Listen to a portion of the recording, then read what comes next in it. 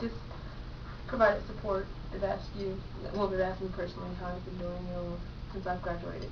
Offered letters of recommendation. That's always nice because people do have to sit down, take time, and write something personal that speaks directly toward their relationship with you.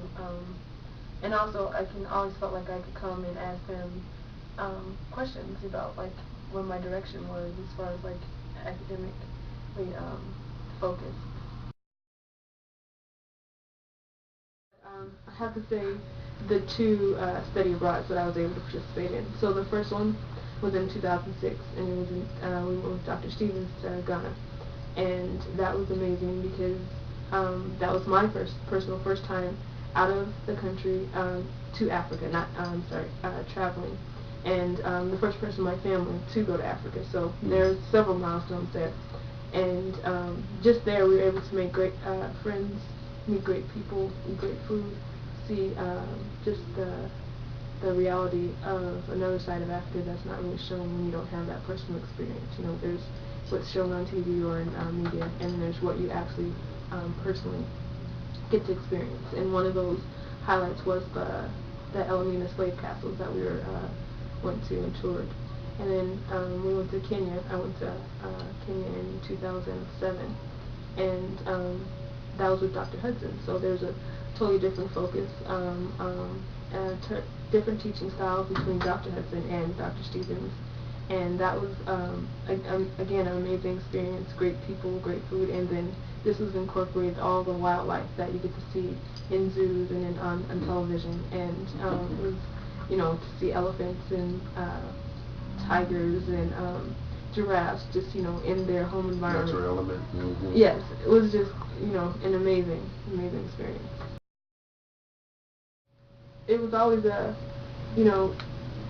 it was always something that was always in my heart personally to study, because I wanted to know more because the information wasn't out there. And so if you're lacking something from your high school or previous college experience, and you want to know more, then this is a place where you can find that information from. I believe.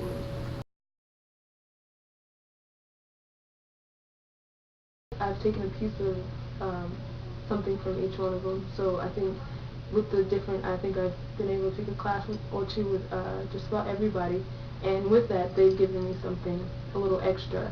And I personally had a good experience and relationship with Dr. Ray, who's not necessarily a teacher here anymore, but she basically was my shero.